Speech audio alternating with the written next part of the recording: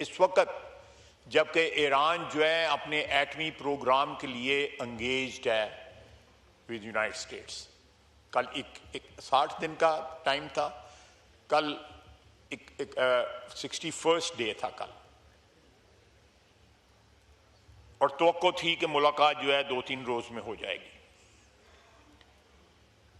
मैं समझता हूं कि ये एक ऐसा इनिशिएटिव की जरूरत है इस वक्त जिससे आलम इस्लाम का इत्तेहाद नजर आए और इजराइल के साथ जहां जहां भी इस्लामी दुनिया में ताल्लुकात हैं उनको मुनक़ता होना चाहिए। बच्चों के कातिल, ख्वातीन के कातिल, फ़लस्तीन की तबाही के जिम्मेदार, उनके हाथ खून में, मुसलमानों के खून में रंगे हुए हैं, फ़लस्तीनियों के खून में रंगे हुए हैं। उस हाथ को झटक देना चाहिए, उस हाथ के साथ हाथ नहीं मिलाना चाहिए। अल्लाह के फजल से पाकिस्तान एक अपने ट्रेडिशनल स्टैंड पे रोजे अव्वल से खड़ा है, मजबूती से खड़ा है कि हमने इजराइल की स्टेट को ना रिकॉग्नाइज किया, ना उसके साथ ताल्लुकात बनाए। पिछले चंद सालों में कोई ना कोई वहां पे पाकिस्तानी निजात या पाकिस्तानी ओरिजिन के, और वो मीडिया ने उसको कवर किया। किस तरह गए, कौन उनको लेके गया, किसने उनको स्पॉन्सर किया, मैं उसकी तफसील में नहीं जाना चाहता, लेकिन ये बात अटल है कि ज़ायनिज़्म जो है वो सारी इस्लामी दुनिया का दुश्मन।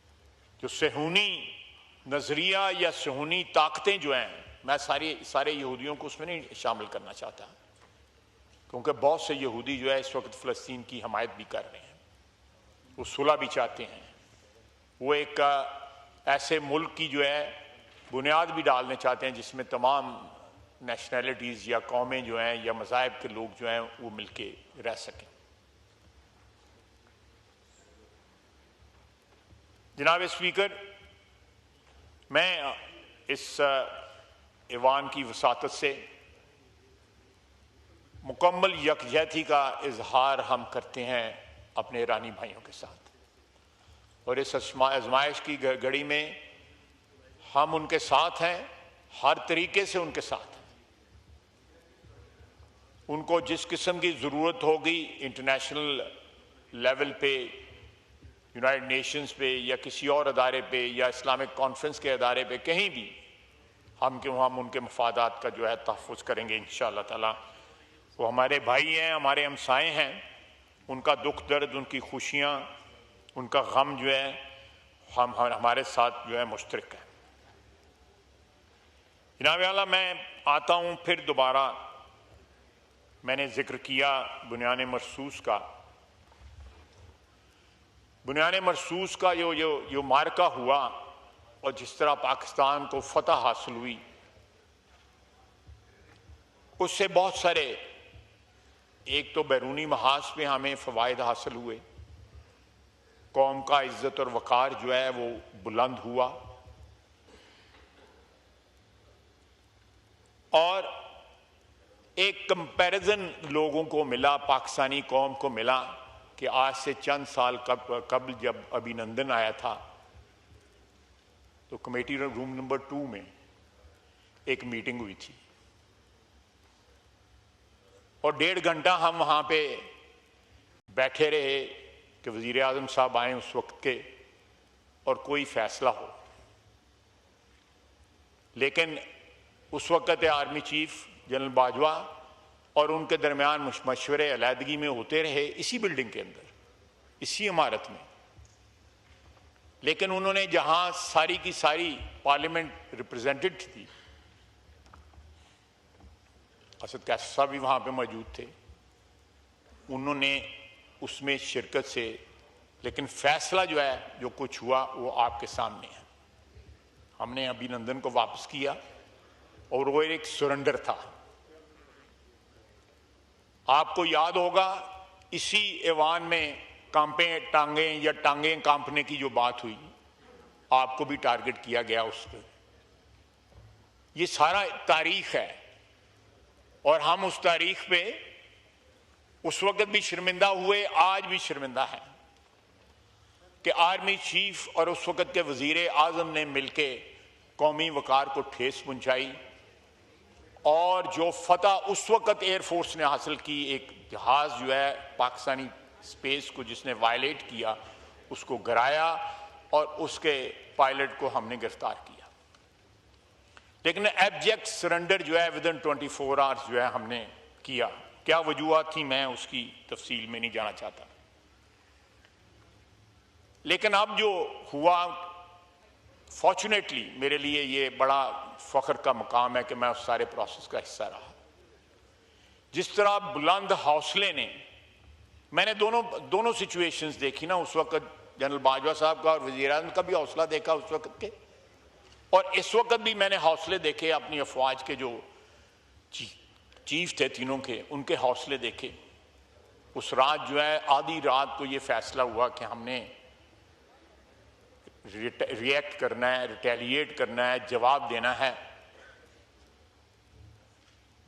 फजर के बाद 2-2:30 बजे फिर इंडिया ने हमला किया और फिर उसको जवाब दिया गया जो फैसला कुन था।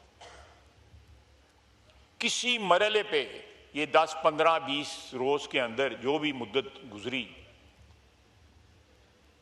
कहीं पे किसी के ज़हन में जो है शायबा भी ना आया कि हमने कौमी वकार के ऊपर जो है वो समझौता करना है। शायबा भी ना आया। बड़े इंस्पायरिंग थे हमारी अफवाज के जो हौसले थे, बड़े इंस्पायरिंग थे।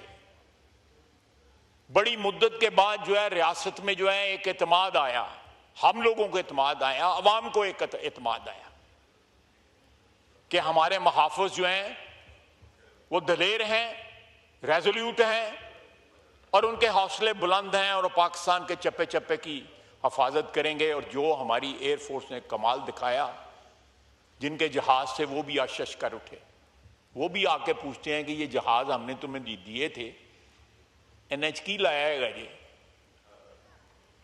ये कमाल दिखाया, ये उनको भी नहीं पता। ये सारे का सारा जो है इंडिजिनस जो है हमारी टेक्नोलॉजी, हमारे बच्चों ने,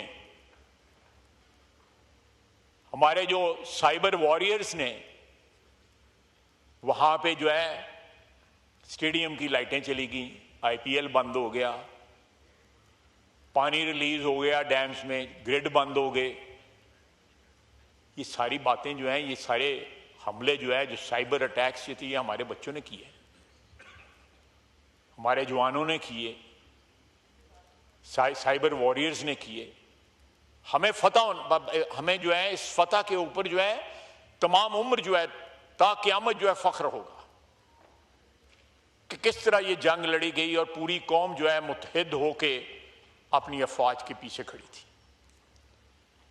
एक पूरी नस्ल को जो है हमारी अफवाज की जो लीडरशिप है उसने इंस्पायर किया है। रियासत के अंदर एतमाद जो है वो कहीं नीचे था, वो आसमान को छू रहा है। जनाब स्पीकर, बजट के दिन है, फौज की मजबूती और मईशत की मजबूती दोनों हैंड इन हैंड चलते हैं। हमने पिछले 1 साल के अंदर स्क्रैच से, मैं लंबी चौड़ी फिगर्स के चक्कर में चाहता, मैं कोई इतना ना मैं इकोनॉमिस्ट हूं ना कोई बजट का एक्सपर्ट हूं, लेकिन आज से 1 साल कबल जो है, 1 साल से कुछ ज्यादा अरसे में जो अचीव किया है, मैं वज़ीर ख़ज़ाना को खराज तहसीन पेश करता हूँ। वो गैर सियासी शख्स हैं, टेक्नोक्रेट हैं, बैंकर हैं, गो उनकी फैमिली जो है उनका सियासत के साथ गहरा ताल्लुक आज भी है और रहा भी है। लेकिन जिस तरह उन्होंने पाकिस्तान के लिए एतमाद जो है हासिल किया बैनुल अक़वामी जो फाइनेंशियल इंस्टीट्यूशंस हैं उनसे, वो कमाल है।